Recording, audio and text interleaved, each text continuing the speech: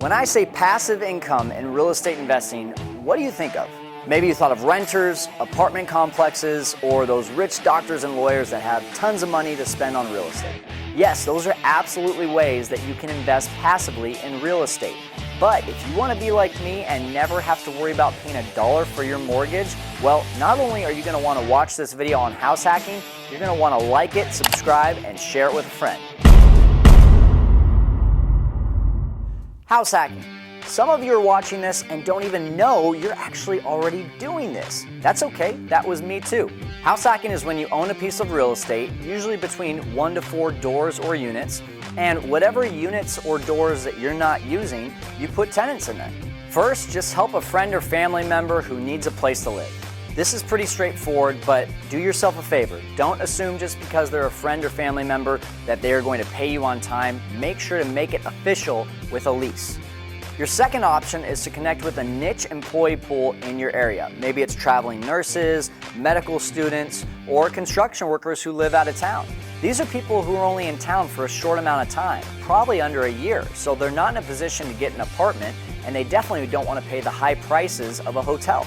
So you let them live at your place for a short amount of time, and you charge them a lot more than you would charge for a roommate, but a lot less than what they would have to pay at a hotel. And once you help one of these people, I'm telling you, it will snowball. I've done this with the nursing field. I had traveling nurses coming through my home all the time, staying for 3 months at a time, and they just kept referring the next person, the next person, the next person.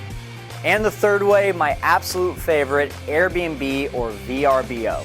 You probably have already heard about those websites. Just in case you haven't, here's the down low. You put pictures and a description of your house on their website. People book, absolute strangers, for whatever price you decide, and they stay at your house.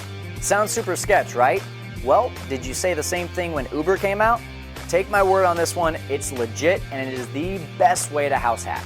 Let me prove this to you by showing you the numbers. Let's say you're going to do one of those first two options, either a roommate or the niche pool of employees. I don't know what market you're in, but here in Fresno where I live, at best, I'm going to get between $700 to $800 for those scenarios.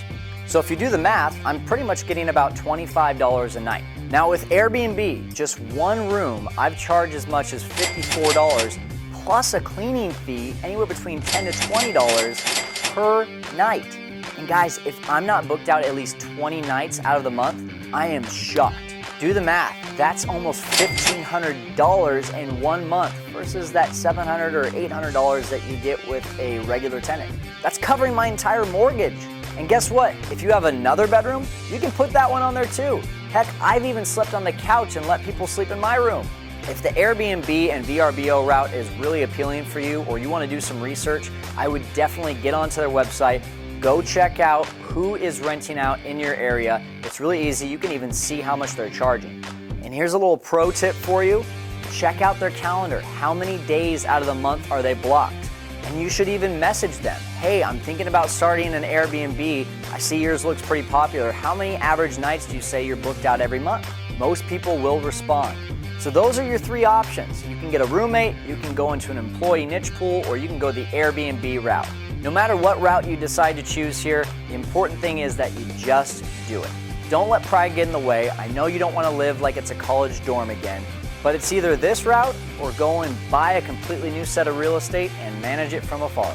If you're on fire about one of these methods that I just taught you, you are going to be absolutely on fire with the deal I have down below for you. Keep on learning about house hacking and make sure to share this with one of your friends so they can learn too. Comment if you have any questions down below.